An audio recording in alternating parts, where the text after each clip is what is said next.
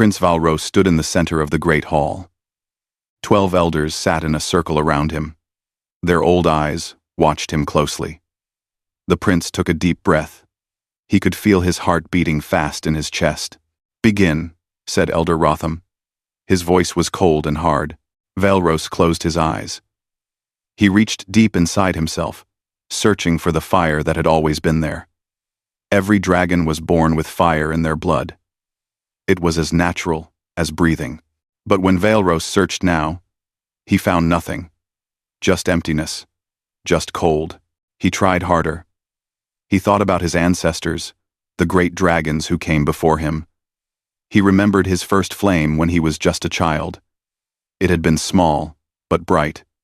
His father had been so proud. Nothing came. The prince opened his mouth. He pushed with all his strength. In the past, flames would pour out like a river of gold. Now, not even a spark appeared. Just his breath, ordinary and powerless. "Again," Elder Rotham said. Valros tried 5 more times. Each time, nothing happened. Sweat ran down his face. His hands shook. He could feel the disappointment in the room like a heavy blanket pressing down on him. "That is enough," the elder finally said. "You may go." Valros walked out of the hall. His head was down. He could hear the elders whispering behind him. He did not need to hear their words to know what they were saying. The prince is broken. The prince has lost his fire. What will become of the kingdom? 3 months had passed since his fire disappeared. 3 long months of shame and fear. The royal doctors had examined him. The magic healers had cast their spells. The combat masters had pushed him through brutal training. Nothing worked. The fire was simply gone. Valros climbed the stairs to the highest tower in the palace. This had become his refuge, his hiding place. From here, he could see the entire kingdom of Drakmor spread out below. Farms and forests, rivers and roads. All of it, depending on a prince who could not even produce a single flame. He sat by the window and stared out at the sunset. Red and orange light filled the sky. Once, he could have matched those colors with his own fire. Now, he could only watch. His younger brother, Mordain, could still breathe fire. Beautiful golden flames that danced and roared. His sister, Lyra, had emerald fire that could melt stone. Even the youngest dragons in the kingdom, children barely old enough to fly, could make fire. But not Valros. Not the crown prince. Not the future king. What was a dragon without fire? Just a big lizard with wings. Just a failure. The door to his chamber opened. Valros did not turn around. "Go away," he said. "I want to be alone." "Well, that is too bad," said a voice. It was not the voice of a servant or a guard. It was older, rougher. "Because this floor needs cleaning, and I have got a schedule to keep." Valros turned around in surprise. An old human man stood in the doorway. He wore simple brown clothes and carried a bucket and mop. His hair was white and thin. His face was wrinkled like old leather, but his eyes were bright and clear. "Who are you?" Valros asked. "Name is Garrett," the old man said. He walked into the room and started mopping the floor. "I am the night janitor. I clean the towers." I did not ask for cleaning," Valros said. "No, but the floor does not care what you asked for. It still gets dirty." Garrett moved his mop back and forth in smooth, easy motions. "Dirt does not respect royalty." Valros stared at him. Most people were afraid to talk to him like this. Most people bowed and said, "Yes, my prince." And, "Of course, my prince," and never disagreed with anything. "You are not afraid of me," Valros said. Garrett laughed. It was a warm, friendly sound. "Afraid? Why would I be afraid of a dragon who cannot make fire?" The words hit Valros like a punch. "How do you know about that?" "Everyone knows," Garrett said. He kept mopping. Servants talk, guards gossip. We all know the prince has lost his flames. Valros felt his face grow hot with shame. Then you should show respect. I am still your prince. I am showing respect, Garrett said. I am being honest with you. Most people just whisper behind your back. He dipped his mop in the bucket. Besides, fire is overrated anyway. What? Valros could not believe what he was hearing. Fire is the essence of being a dragon. It is everything. It is power and strength and heritage, and you do not have it right now. Garrett interrupted. So maybe it is not everything after all. Maybe you are more than just your fire. Valros opened his mouth to argue, but no words came out. He had never thought about it that way. His whole life, he had been taught that dragon fire was the most important thing. Without fire, what was he? Garrett finished mopping and picked up his bucket. I will be back tomorrow night, he said. Try not to brood too much. It makes extra dust. Wait, Valros said. You said fire is overrated. What could possibly be better than dragon fire? The old janitor smiled. Lots of things. Whistling, for example. You cannot start a war with a whistle. You cannot burn down a village. You cannot hurt anyone. He moved toward the door. But you can make something beautiful. You can share a feeling. Whistling? Valros said the word like it was ridiculous. You compare whistling to dragonfire? I am not comparing, Garrett said. I am just saying there is more than one kind of power in this world. More than one way to touch another heart. He stepped through the door, then paused. He looked back at Valros, and then he began to whistle. The sound was simple, but beautiful. It was a melody that rose and fell like waves on a shore. It was sad, but also hopeful. It reminded Valros of things he had forgotten. His mother singing when he was small. The first time he flew above the clouds. The feeling of peace before everything went wrong. The melody filled the tower room. It seemed to wrap around Valros like a warm blanket. For the first time in 3 months, the cold emptiness inside him felt a little less cold. Then Garrett stopped whistling and walked away down the stairs. His footsteps grew quieter and quieter until they disappeared completely. Valros sat alone in the tower. The sunset had faded to darkness. Stars were appearing in the sky one by one. He put his hand on his chest, over his heart. Something had stirred there when Garrett whistled. Not fire. Something else. Something he did not have a name for. He tried to whistle the melody himself. Only a quiet rush of air came out. He tried again. Still nothing. He could not even do this simple, human thing. But for some reason, he found himself smiling just a little. For the first time in 3 months, he felt something other than despair. He felt curious. He felt interested. He felt like maybe, just maybe, there was still something to learn. Tomorrow night, Garrett would come back, and Valros would be waiting. The next evening, Valros found himself pacing in his tower room. He kept looking at the door. He told himself he was not waiting for the janitor. He just happened to be awake. He just happened to be in his room at the same time as last night. But he was waiting. He knew it. When the door finally opened and Garrett walked in with his mop and bucket, Valros felt a strange sense of relief. "Good evening, Your Highness," Garrett said. He started cleaning just like before, humming softly to himself. Valros watched him for a few minutes. The old man worked slowly, but steadily. There was something peaceful about the way he moved. No rush, no worry. Just the simple task of cleaning a floor.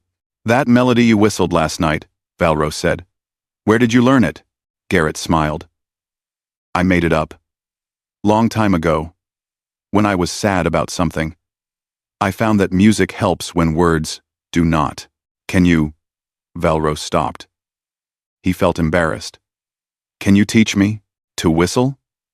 Garrett looked up from his mopping. "You want to learn to whistle?" Yes, Valros said. Then he added quickly, not because I think it is important. I am just curious. I have nothing else to do. Right, Garrett said. His eyes showed he did not believe the excuse. But he did not argue. I can teach you. But I have a condition. What condition? You help me clean while I teach you. Valros blinked. You want me to clean? I am a prince. I do not clean. Then I guess you do not want to learn to whistle, Garrett said. He went back to his mopping. Valros felt frustration rise in his chest. But then he thought about it. What did he have to lose? His dignity was already gone. Everyone in the kingdom knew he had lost his fire. What was a little cleaning compared to that shame? Fine, he said. What do you want me to do? Garrett handed him a cloth. Start by dusting those shelves. For the next hour. Prince Valros dusted shelves in his own room, while an old human janitor taught him how to whistle. It was harder than he expected. Much harder. You are trying too hard, Garrett said. Pursing your lips too tight. Pushing too hard with your breath. Whistling is gentle. It is about letting the air flow, not forcing it. Valros tried again. A rough, ugly sound came out. Not a whistle, just noise. Like this, Garrett said. He whistled a simple note, clear and pure. Valros tried to copy it. More noise. Your problem is control, Garrett said. You dragons always want to control everything. Fire, wind, people, kingdoms. But some things you cannot control. Some things you have to let happen naturally. I can speak 7 languages, Valros said with frustration. I can recite every battle in our history. I can fly faster than any dragon my age. But I cannot make a simple whistle? Those things are about memory and strength, Garrett said. Whistling is about something else. It is about feeling the air. Working with it, instead of against it. They kept practicing. Valros dusted every shelf in the room. His hands got dirty for the first time in his life. He found dust under his fingernails. His royal robes got smudged, and still, he could not whistle properly. Why do you keep doing this? Valros asked suddenly. Cleaning floors every night. Is it not boring? Garrett sat down on a stool. He looked tired, but content. It is honest work, he said. When I clean a floor, it stays clean. At least for a while. There is something satisfying about that. You start with something dirty, and you make it better. Simple and clear. I used to have that with my fire, Valros said quietly. I knew what I was good at. I knew my purpose. Now, I feel lost. Tell me about your fire, Garrett said. What did it mean to you? Valros sat down too. For the first time, someone was actually asking him about his feelings, not just trying to fix the problem. It meant I was special, he said. It meant I belonged to something bigger than myself. The royal bloodline. The ancient traditions. When I breathed fire, I felt connected to every dragon who came before me. And now I feel like I have lost my identity. Without fire. Garrett was quiet for a moment. Then he said, I used to be a musician. I played in the royal court of another kingdom when I was young. I was good. Really good. People came from far away to hear me play. What happened? Valros asked. I got sick. Fever took my hearing in one ear. Suddenly, I could not hear music the same way. The balance was wrong. The harmony was off. I thought my life was over. But you still whistle. Yes. Because I had to start over. I had to learn music in a completely new way. Not through perfect hearing, but through feeling. Through vibration. Through connecting to something deeper than just sound. Garrett looked at Valros. Losing something does not mean you have lost everything. Sometimes, it means you get to discover something new. Valros thought about this. He had been so focused on getting his fire back that he had not thought about finding something different. "Try again," Garrett said. "But this time, do not think about making a perfect whistle. Just breathe. Feel the air moving through your lips. Be patient with yourself." Valros took a deep breath. He pursed his lips gently, the way Garrett showed him. He let the air flow out slowly, not forcing it. A sound came out. Small and weak. Barely there. But it was a whistle. A real whistle. His eyes went wide. "I did it." "You did," Garrett said with a smile. "That is a start. Now you are learning to breathe again." Over the next few nights, the pattern continued. Garrett would come to clean, and Valros would help him while learning to whistle.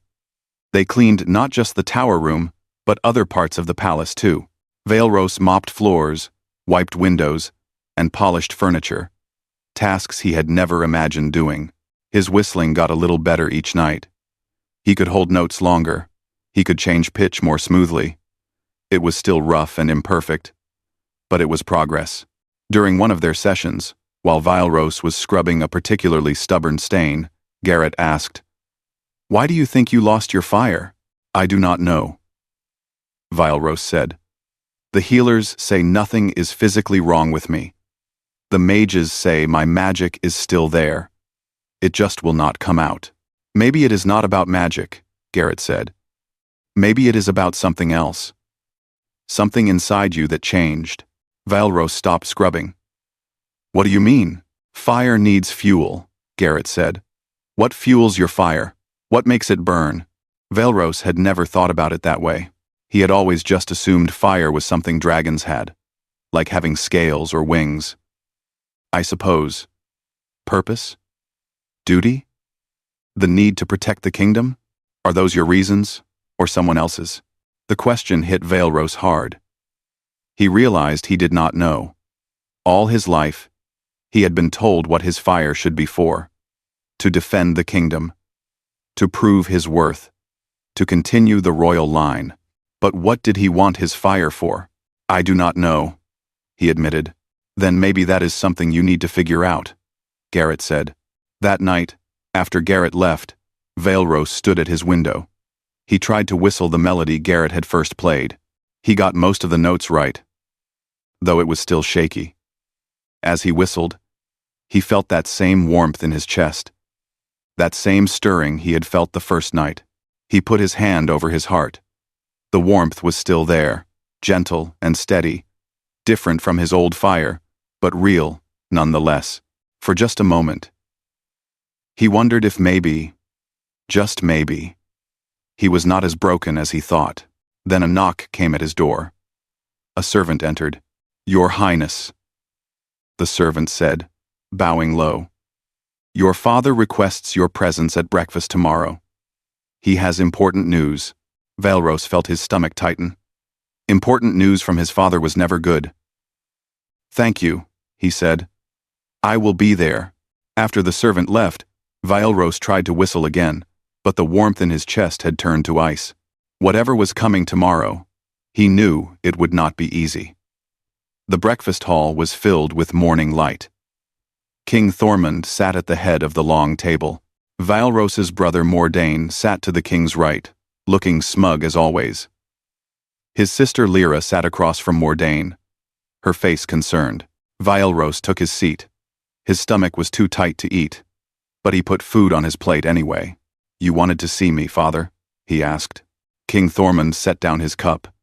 His face was stern, the same face he wore when making royal pronouncements. "The fire festival is in 2 weeks." Valros felt his blood turn cold. The fire festival. Of course. It happened every 5 years, bringing together dragons from all the allied kingdoms. Every royal dragon was expected to demonstrate their fire in the grand arena. It was a show of strength, a celebration of dragon heritage, and Valros had no fire to show. "Father, he started. "You will attend," the king said. His voice left no room for argument. "Our allies will be watching. Our enemies too. If they see weakness in our crown prince, They will see weakness in our entire kingdom. Well, Lake, I well accessed, been sighted well, but I cannot produce fire. Vilros said quietly. Then you have 2 weeks to fix that. King Thormund's eyes were hard. I have arranged for Master Kryn to work with you.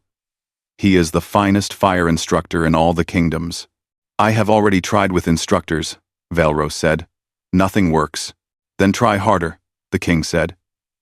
He stood up, ending the conversation. 2 weeks. Do not fail me again. He left the hall. The word, again, hung in the air, like smoke. Mordain laughed once their father was gone. 2 weeks. Better start practicing, brother. Or maybe you should just stay home. Save yourself the embarrassment. Shut up, Mordain, Lyra said. Why? Everyone is thinking it. I am just saying it out loud. He breathed a small puff of golden fire across his breakfast, warming it. Some dragons are meant to rule. Others are just meant to disappoint. He left, still laughing. Lyra moved to sit next to Vilros. Do not listen to him, she said. We will find a way. But Vilros could see the doubt in her eyes. She did not believe it any more than he did. The next 2 weeks were torture. Master Kryn put Vilros through intense training. Meditation sessions that lasted hours. Combat drills designed to trigger his fire instinct. Ancient breathing techniques passed down through generations. Potions that tasted like dirt and made his stomach hurt. Nothing worked. Each failure made Vilros feel smaller, more broken, more worthless. The palace staff started avoiding his eyes when he passed. The whispers got louder. Even the guards seemed uncomfortable around him. Only Garrett remained the same.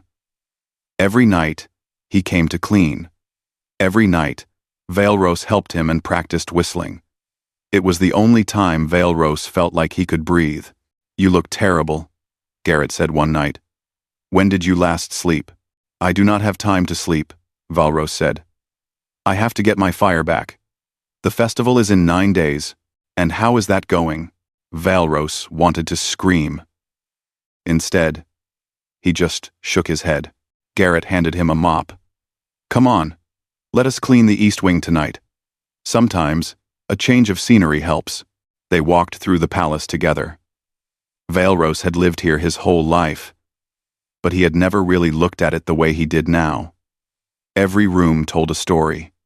Every stone had been placed by someone. The palace was not just a building. It was the work of thousands of hands over hundreds of years. What did you want to be when you were young? Garrett asked as they cleaned. I did not have a choice, Vilros said. I was born to be king. That is all I ever trained for. But if you could be anything else. Vilros stopped mopping. No one had ever asked him that before. I do not know. Maybe a scholar. I like studying history. Or maybe a teacher. I enjoy helping younger dragons learn to fly. Those are good things, Garrett said. But I am not those things. I am a prince, and a prince needs fire. Garrett was quiet for a moment. Then he said, Let me tell you something I learned when I lost my hearing. I spent a year trying to get it back. Saw every healer, tried every cure. I made myself sick with worry and grief. And you know what? Finally helped? What? Accepting that maybe I was not meant to get it back. Maybe I was meant to find a different path. Garrett looked at Vilros. I am not saying give up on your fire. I am saying stop making it the only thing that matters. You are more than just your flames. My father would not agree, Vilros said bitterly. Your father is king, but he does not get to decide who you are inside. They finished cleaning and returned to the tower. Vilros sat by the window, exhausted. Garrett prepared to leave but paused at the door. Practice the new melody I taught you tonight, he said. The one about finding your way home. I think you need it. After Garrett left, Vilros did practice. His whistling had gotten much better over the past weeks. He could control his breath now, shape the notes, express feeling through the sound. As he whistled the melody about home, he felt that familiar warmth in his chest. On impulse, he tried something. He kept whistling but also tried to summon fire, combining the two. For a brief second, a tiny blue flame appeared at his fingertips. Then it vanished. Valros stared at his hand. Had that really happened? Or had he imagined it? He tried again, whistling and reaching for fire at the same time. Another small blue flame, lasting just a bit longer. His heart raced. This was different from his old fire. The color was wrong. The feeling was wrong. But it was fire. He practiced for hours, until his lips were tired and his breath was short. The blue flames came more easily each time, though they were still small and weak. Nothing like the powerful golden fire he used to have. But it was something. It was hope. The next morning, he woke up feeling different. Lighter. He decided not to tell anyone about the blue flames yet. He needed to understand them better first. Unfortunately, he did not get the chance to practice in private. Master Kryn kept him busy all day with traditional exercises. None of them worked. By evening, Valros was frustrated and tired. That night at dinner, disaster struck. Mordain was showing off again, breathing elaborate patterns of golden fire for the entertainment of some visiting nobles. Everyone applauded and praised him. "And what about you, Prince Valros?" one of the nobles asked. "Will you show us your fire as well?" The table went silent. Everyone looked at Valros. I am not feeling well tonight," Valros said. "Not feeling well?" Mordain said with a cruel smile. "Or just not able?" "Mordain," Lyra warned. But Mordain was enjoying himself. "Come on, brother. Just a little flame. Even a spark. Surely you can manage that." Valros felt all eyes on him. The pressure built in his chest. He tried to summon fire the old way, the traditional way. Nothing came. He tried again, desperate now. Still, nothing. Then, without thinking, he started to whistle, softly, under his breath, the melody Garrett had taught him, and a small blue flame appeared in his palm. There was a moment of shocked silence. Then Mordain started laughing. "Blue fire? What kind of dragon has blue fire? And you need to whistle for it? Like a street performer?" The nobles joined in the laughter, nervous at first, then louder. Someone said, "The dragon prince, who whistles like a peasant." Someone else said, "How amusing." Valros felt his face burn with shame. The blue flame died. He stood up from the table. "Excuse me," he said. His voice was shaking. "I need air." He left the hall as quickly as he could without running. Behind him, the laughter continued. He could hear Mordain telling the story again, making fun of him, getting more laughs. Valros did not go to his tower. Instead, he went to the roof of the palace, where no one would find him. He sat on the edge, looking out at the kingdom below. Lights twinkled in the city. People going about their lives, not knowing their future king was broken and ridiculous. Maybe he should just refuse to go to the festival. Let Mordain be heir instead. His brother would love that. And honestly, would the kingdom be worse off? At least Mordain had proper fire. Valros sat there for hours, feeling sorry for himself. The wind was cold. The stars were bright, but distant. He had never felt more alone. When he finally returned to his tower, it was very late. He did not expect to see anyone. But Garrett was there, sitting on the floor, waiting. "You missed our lesson tonight," the old janitor said. "Go away," Valros said. "I do not want to whistle anymore. I do not want to clean. I just want to be left alone." "Fair enough," Garrett said. But he did not leave. He just sat there, quietly. Finally, Valros asked, "Why are you still here?" "Because I remember what it feels like to be broken and alone," Garrett said. "And I remember wishing someone had stayed with me anyway." Valros felt something crack inside him. He sat down, and for the first time since losing his fire, he cried. For 3 days, Valros locked himself in his tower. He told the servants he was sick. He refused to see anyone, even Lyra. He did not attend meals. He did not go to training. He just sat by the window and stared at nothing. The fire festival was 5 days away. Master Kryn came to the door twice. The king sent messengers. Valros ignored them all. What was the point? He was going to fail anyway. Everyone knew it. Better to fail in private than in front of the entire kingdom. On the third night, Garrett came to the door as usual. Valros had locked it. But somehow the old janitor got in anyway. He probably had keys to every room in the palace. "Go away," Valros said from his spot by the window. Garrett did not go away. He just sat down outside the door and started whistling. The same melody he had played that first night. The one about sadness and hope. Valros tried to ignore it. But the sound filled the room. It wrapped around him. After a while, he found himself listening, despite himself. When Garrett finished, there was silence. Then his voice came through the door. "You know, locking yourself away does not actually solve anything. I tried that too after I lost my hearing. Spent 2 months in my room feeling sorry for myself. And did it help?" Valros asked bitterly. "Not even a little bit. I just got hungry and lonely and started to smell bad." There was humor in Garrett's voice. "But I learned something important. Running away from pain does not make it disappear. It just makes you tired from running. I am not running away. I just do not see the point in trying anymore. The point is that you are still breathing, still alive, still capable of growing and changing." "But I am broken," Valros said. The words hurt to say out loud. "Everyone sees it. My father, my brother, the nobles, the elders. They all know I am not fit to be king. Can I tell you something?"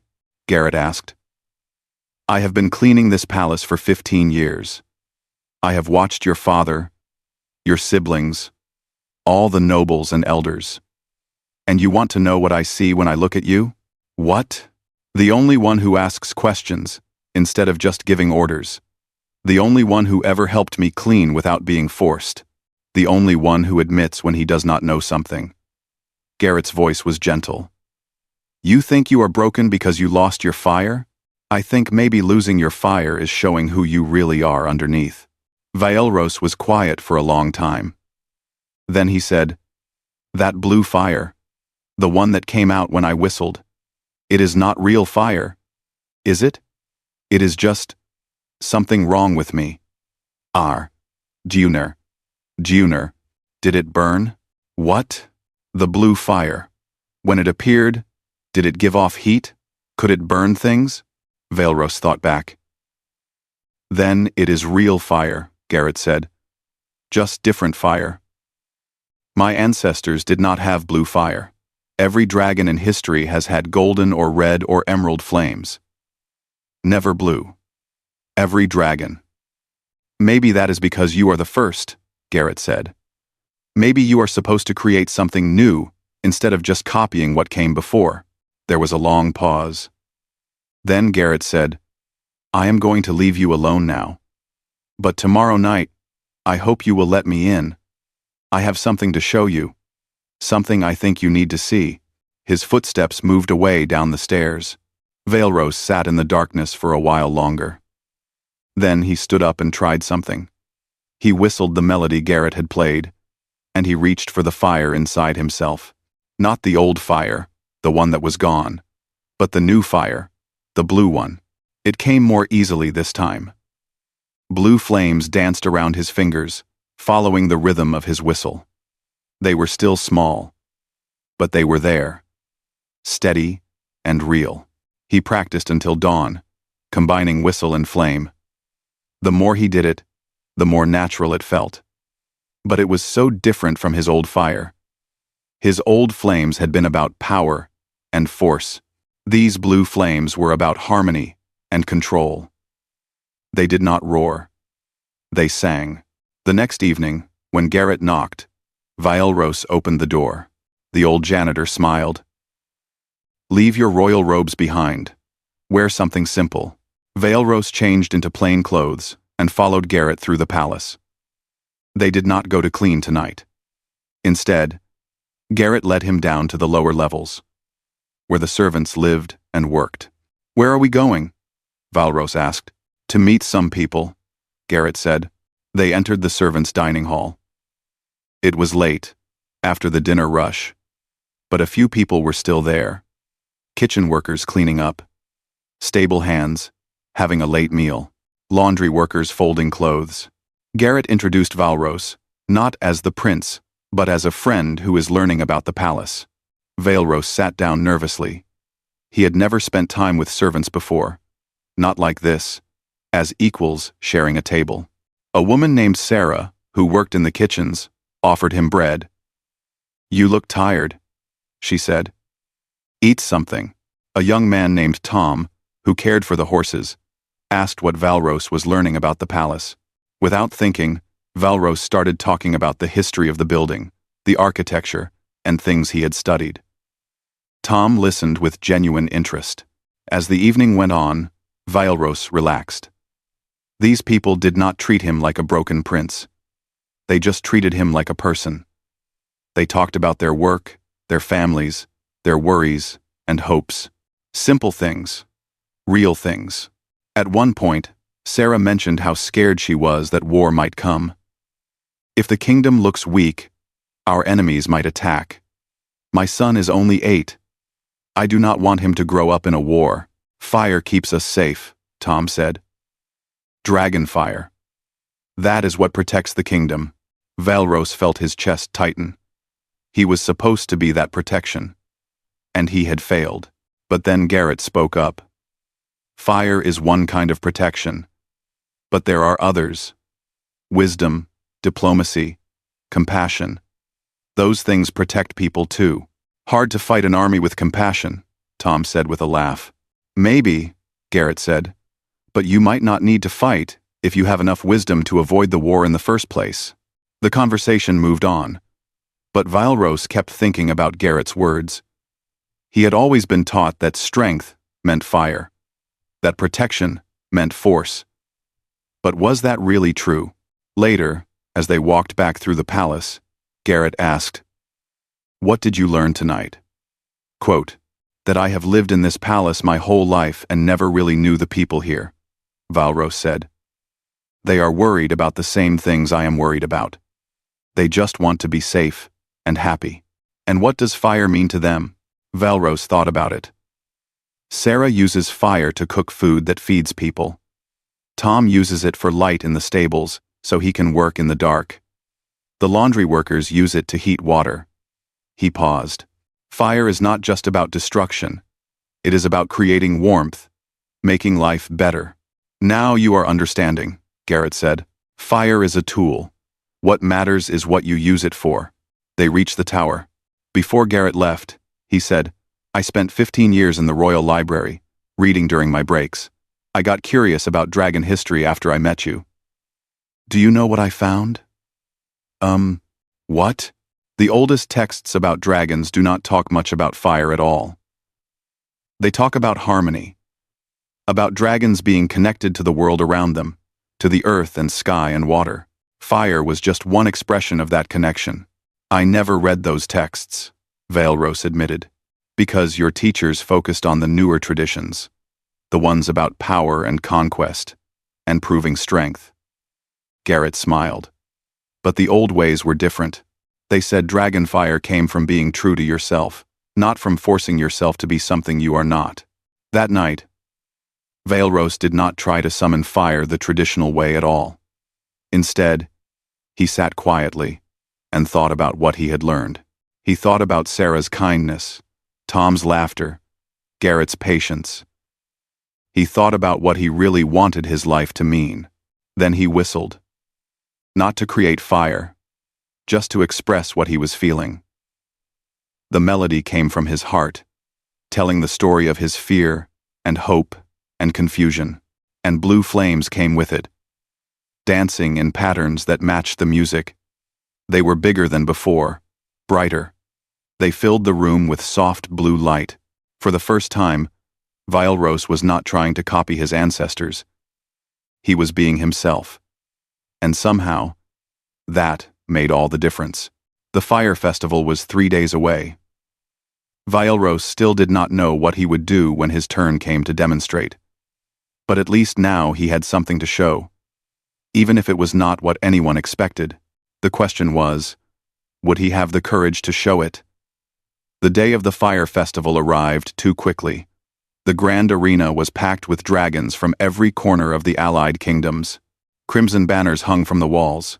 The air buzzed with excitement and anticipation. Vialros sat in the royal box next to his father. King Thormund's face was like carved stone, showing no emotion. Mordain sat on the king's other side, looking confident and eager. Lyra sat next to Vialros and quietly took his hand, squeezing it for support. "You do not have to do this," she whispered. "We can say you are ill." "No," Vialros said. "Running away will not help." The demonstrations began. Dragon after dragon took the arena floor, showing off their flames. A princess from the northern kingdoms breathed crimson fire that formed into the shapes of birds. A young duke created golden spirals that reached up to the clouds. An elderly warrior made emerald flames that burned so hot they melted the sand beneath his feet. Each display was met with thunderous applause. The crowd loved the spectacle, the power, the tradition of it all. Vialros watched it all with a sinking heart. His blue flames were nothing like these.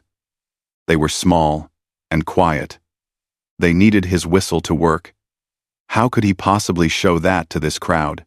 Mordain's turn came. He flew to the center of the arena and breathed massive pillars of golden fire that twisted together like braided rope. The crowd roared its approval. When he returned to the royal box, he was grinning. "Let us see you top that, brother," he whispered to Vialros. Then the announcer called out, "Prince Vialros, Crown Prince of Drakmor." The arena fell silent. Everyone knew about Valros's condition. Some leaned forward with curiosity. Others whispered to their neighbors. A few looked away in embarrassment, as if they could not bear to watch what was about to happen. Vialros stood up. His legs felt weak. His heart pounded so hard he thought everyone could hear it. King Thormund gave him a slight nod, but his expression said everything. "Do not embarrass us." Vialros walked down the stairs to the arena floor. The sand crunched under his feet. The crowd was so quiet he could hear the wind blowing through the banners. He reached the center of the arena and stopped. For a moment, he considered just trying the traditional way, opening his mouth and pushing, hoping somehow his old fire would return just this once. It would be less embarrassing than what he was about to do. But he had tried that 1,000 times.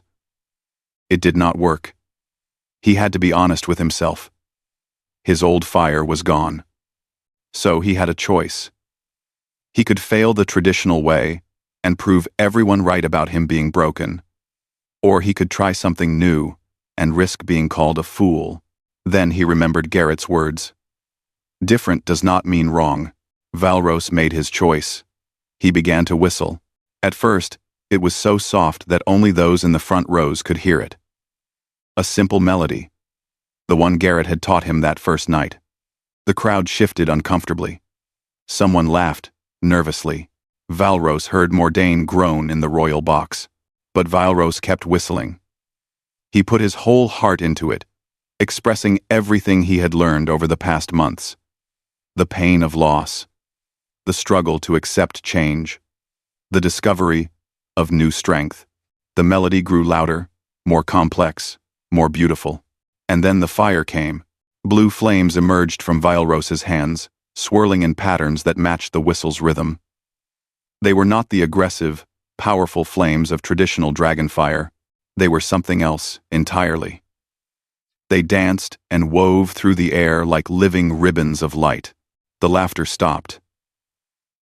The crowd stared in stunned silence. Vialros kept going. The blue flames grew bigger, following the music. They formed shapes, not violent or aggressive shapes, but beautiful ones. Spirals that turned like galaxies, waves that rolled like the ocean, flowers that bloomed and faded and bloomed again. The flames told a story without words, the story of a dragon who lost himself and found a new way to be.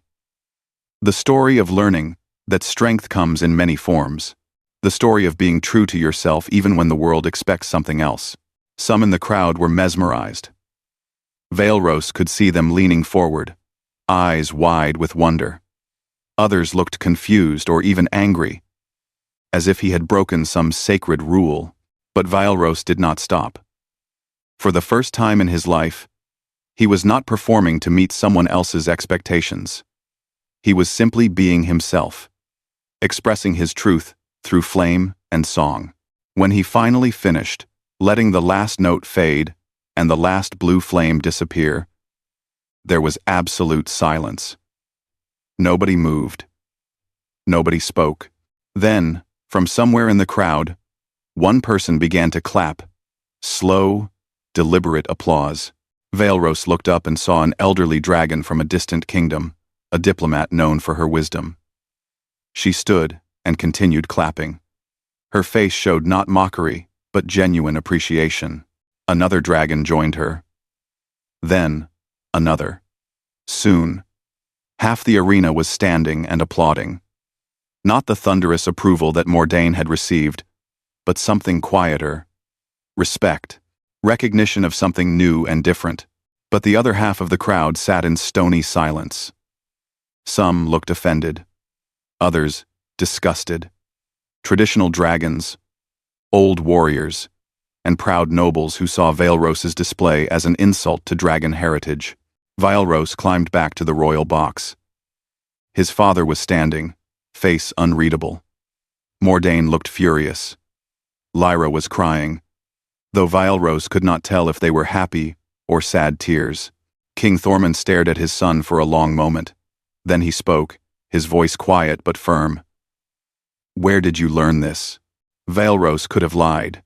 He could have claimed he figured it out himself. But he had just spent his entire performance being honest. He was not going to stop now. From a janitor, father. An old human janitor named Garrett. He taught me that fire is not about domination. It is about what you choose to create with it. The king's expression darkened. But before he could respond, a horn blast cut through the air. Loud and urgent. The warning signal. Guards rushed into the royal box. "Your Majesty." The border watchtowers report an army approaching from the east. Dragon warriors. Hundreds of them. Dalman. Dalman. Dalman. Who leads them? The king demanded. "The warlord Scorch, Your Majesty." He demands that Drakmor surrender or face attack. He says our kingdom has grown weak. And weak kingdoms do not deserve their lands. The crowd erupted in chaos. Dragons took to the air in panic. Warriors reached for weapons. The Festival of Fire had turned into something else entirely. King Thormund turned to his military commanders. "How long do we have?" "They will reach the capital in an hour. Maybe less." Valros felt his stomach drop. Scorch was known as one of the most brutal warlords in the world. His fire was white-hot, capable of melting steel. He had destroyed kingdoms before, and now he was coming here. Likely because he had heard about the crown prince who lost his fire. This was Valros's fault. His weakness had invited this attack. "We must prepare our defenses," the king said. He looked at Valros. "Get to safety. You have no fire to fight with." The words stung, but they were true. Traditional dragon fire, at least. Valros's blue flames were beautiful, but they were not weapons. Or were they? An idea formed in Valros's mind. A dangerous, possibly foolish idea. But maybe the only idea that could work. "Father," he said, "let me face Scorch. Alone. Single combat." The king stared at him like he had gone mad. "You cannot beat Scorch. He would destroy you in seconds." "Not fight him the traditional way," Valros said. "Let me try something different." "Your whistle tricks," Mordain sneered. But the elderly diplomat who had first applauded spoke up. "The old laws allow for single combat to settle disputes. If Prince Valros faces Scorch and wins, the warlord must retreat. It could save many lives. And if he loses, We look even weaker. King Thormund looked torn. Finally, he said to Valros, "You would risk your life on this?" "I would risk it to protect our people," Valros said. "Is that not what a prince is supposed to do?" Before the king could answer, Garrett appeared at the edge of the royal box. He must have been watching from the servants' area. He caught Valros's eye and gave him a small nod. A nod that said, "I believe in you." King Thormund saw the exchange. "Who is that?" "The janitor I told you about," Valros said. The king looked at Garrett, then back at his son. Something in his expression shifted, just slightly. "You truly believe you can do this?" "One. You truly believe you can do this?" "I believe I have to try," Valros said. The king was silent for a long moment. Then he said, "Very well. Send word to Scorch. Tell him the Crown Prince of Drakmor accepts his challenge. Single combat in the arena. 1 hour." As messengers rushed to deliver the message, Valros felt fear wash over him. What had he just agreed to? Scorch was a legend, a monster, and Valros was just a prince who whistled and made pretty blue flames. But when he looked down at the arena floor, he saw Garrett standing there, waiting. The old janitor gestured for Valros to come down. Valros left the royal box and joined Garrett on the sand. "I need you to teach me one more melody," Valros said. "The most important one, and I only have an hour to learn it." Garrett smiled. "Then we had better get started." Garrett and Valros stood alone in the arena, while the crowd evacuated, and warriors prepared for possible war. The old janitor placed a gentle hand on the prince's shoulder. "I am going to teach you the song of your own heart," Garrett said. "Not my melody. Yours. The one that only you can sing." "How do I find it?" Valros asked. His voice shook slightly. "Close your eyes. Stop thinking about what you are supposed to be. Stop thinking about your father's expectations, or your brother's mockery, or the kingdom's traditions. Think about who you really are. What makes you happy? What makes you burn inside? Not with fire, but with purpose." Valros closed his eyes. At first, all he could feel was fear. But then, Garrett began humming softly, and Valros went deeper.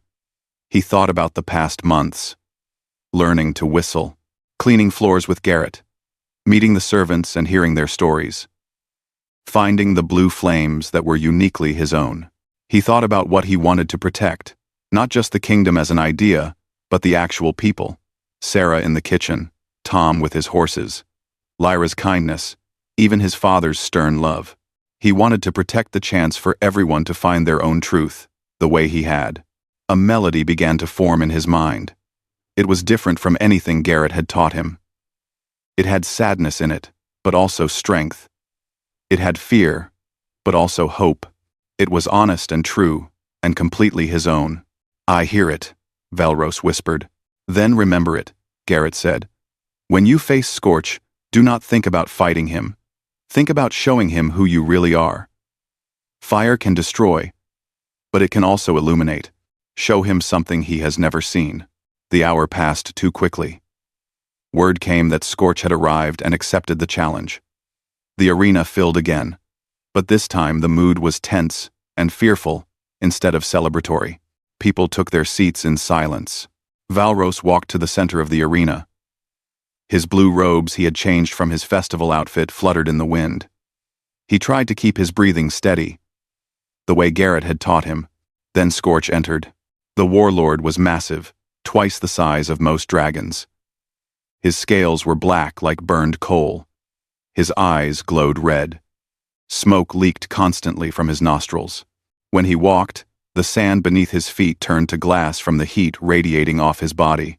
The crowd gasped. Even the experienced warriors looked worried. This was not a dragon. This was a force of nature. Scorch stopped a dozen feet from Valros and laughed. The sound was like boulders grinding together. "This is the great crown prince? The one I have heard so much about? You look like a child playing dress-up." "Co. I am Valros of Drakmor," Vialros said. His voice was steadier than he expected. "And I accept your challenge. Where is your fire, little prince? Show me this legendary dragon flame I have heard about. Or has the kingdom become so weak that it sends unarmed children to face me?" "I have fire," Vialros said. "Just not the kind you expect." Scorch snorted, sending a plume of smoke into the air. "Then show me before I grow bored and burn you where you stand." Vialros took a deep breath. Then he began to whistle. Scorch's eyes widened in surprise, then narrowed in anger. "What is this? You mock me with songs? You insult the sacred tradition of combat?" But Vialros kept whistling. The melody from his heart, the one Garrett had helped him find. Blue flames began to swirl around him, dancing to the rhythm of his whistle. "Enough!" Scorch roared. He opened his massive jaws and released a torrent of white-hot fire directly at Vialros. The crowd screamed. Lyra jumped to her feet. King Thormund gripped the railing of the royal box. But Vialros did not run. He changed his melody, making it faster, more urgent. His blue flames responded, spinning into a spiral barrier in front of him. When Scorch's white fire hit the blue barrier, something incredible happened. Instead of burning through, the white flames were redirected, split into smaller streams that curved around Vialros harmlessly. The blue fire did not overpower Scorch's attack. It simply guided it away. Scorch stopped breathing fire and stared. "What kind of trick is this?" Vialros did not answer with words. He just kept whistling, kept moving. His blue flames wove patterns in the air, creating barriers, pathways, shields. Scorch attacked again and again, each time with more fury. Massive blasts of white fire that should have reduced Vialros to ash. But Vialros danced between the attacks. His blue flames showed him where Scorch would strike next, giving him time to dodge. When he could not dodge, the flames redirected the attacks. It was not about being stronger than Scorch. It was about being smarter, faster, more aware. The crowd watched in stunned silence. This was not traditional dragon combat. This was something entirely new. Scorch grew frustrated. "Stop running. Fight me like a real dragon." "Why?" Vialros called back. He was breathing hard, tired from the constant movement, but his whistle never faltered. "So I can do what you expect? So I can play by your rules?" He changed his melody again. This time, his blue flames did not just defend. They split into dozens of thin streams that wove through the air like threads. They surrounded Scorch, moving too fast for the warlord to track. Scorch tried to burn them away, but the blue flames were too quick, too precise. They wrapped around his legs, his wings, his massive body, not burning him, not hurting him, just holding him in place. Within seconds, Scorch was completely immobilized. A cage of blue fire held him without causing any pain or injury. He could breathe, could see, could speak, but he could not move. "Let me go," Scorch roared. "This is not honorable. This is not proper combat." Vialros walked closer, still whistling softly to maintain the cage. When he was close enough, he stopped whistling, and the blue flames dimmed, but did not disappear. "You are right," Vialros said. "This is not traditional combat. But I am not a traditional dragon. Not anymore. This can minter. This can minter. We are route to. This can minter. This can minter. This can minter." "Then you are weak," Scorch snarled. "Maybe," Vialros said. "Or maybe strength comes in different forms. You came here expecting me to fight fire with fire, to prove my power by destroying you. But that is not who I am. Not," Anaglisted, "not who I am. Not who I am. Not who I am." He looked up at the warlord, this massive creature who had terrified kingdoms. "Why did you really come here? Scorch? Not the reason you told everyone. The real reason." For a moment, Scorch's red eyes flickered with something other than rage. Something almost like pain. You think you know me, child? I know what it is like to feel like you have to prove yourself, Vileros said quietly. To feel like everyone is waiting for you to fail. To be afraid that if you show any weakness, you will lose everything. Scorch was silent. You attacked because you heard I lost my fire, Vileros continued. You thought it meant the kingdom was weak. But really, you are afraid that the younger dragons are getting stronger, that they will challenge you, that you will lose your power and your reputation. Silence. But there was less anger in Scorch's voice now. More uncertainty. I am not going to kill you, Vileros said, and I am not going to humiliate you. I am going to offer you a choice. You can leave here as an enemy and spend the rest of your life looking over your shoulder, wondering when someone will finally defeat you. Or you can stay. Learn what I learned, that there is more than one way to be strong. You want me to learn to whistle? Scorch said with bitter sarcasm. I want you to learn that you do not have to destroy everything to prove you matter, Vileros said. That is what I learned, and it saved my life. He let the blue flames fade completely. Scorch was free. The warlord could attack again if he wanted. The entire arena held its breath. Scorch stood there for a long moment, massive and terrible and dangerous. Then, slowly, he bowed his head, not in surrender, in acknowledgement. You are either the wisest dragon I have met, Scorch said, or the most foolish. I have not decided which yet. Maybe both, Vileros said with a small smile. I will not attack your kingdom, Scorch said. Not today. But I am not promising friendship either. I will. Consider what you said. That is all I ask. Scorch turned and walked out of the arena. His warriors, who had been waiting outside the city, followed him.